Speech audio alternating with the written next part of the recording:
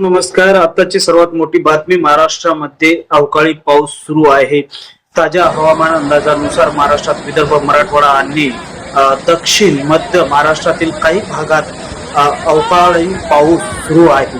तर पावसांची प्रमुख ठिकाणे आज आणि पुढील 24 तास ते 48 तास विदर्भ, नागपूर, गोंदिया आणि भंडारा जिल्ह्यात रविवारी मध्यरात्रीपासून विजांच्या कडकडासह जोरदार पाऊस सुरू आहे.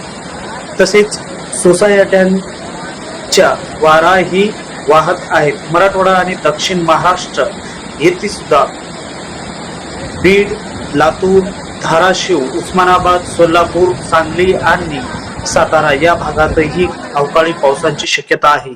उत्तर महाराष्ट्र, नाशिक आणि आसपासच्या परिसरात ढगाळ वातावरण आहे. मुंबई आणि कोकण किनारपट्टीवर उन्हाचा कडाडा कायम राहील, मात्र काही ठिकाणी ढगाळ वातावरण राहू शकते. महत्वाची सूचना.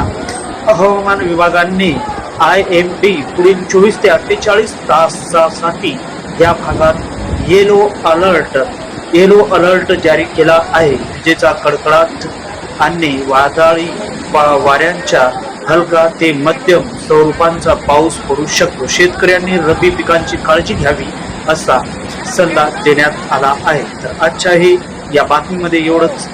अवकाळी पावसापासून आपण सर्व आपल्या शेतीचे संरक्षण करावे.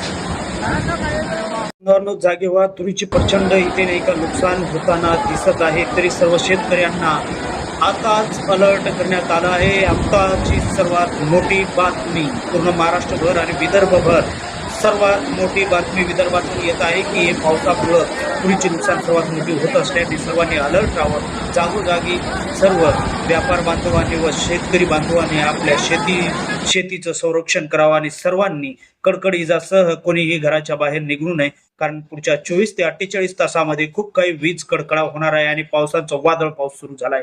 यासाठी सर्वांनी सतर्क राहावं आणि शासनाने सुद्धा अलर्ट राहण्यासाठी सांगितलं आहे. यासाठी आपण जे बघता बाजूला हे प्रचंड तुरीचे नुकसान होत आहे, तुरी बाजार भावामध्ये आहे. यासाठी सर्वांना सांगण्यात येत आहे की सर्वांनी अलर्ट राहावं. आजची सर्वात मोठी बातमी. प्रत्येक व्हिडिओ तुमच्या पुढे येतच राहणार आहे आणि तुम्ही बघत आहात बोला की भाव. आज बाजार भावामध्ये तुरीचा भाव काय चालू आहे. प्रचंड नुकसान होताना दिसत असल्याने सर्वांनी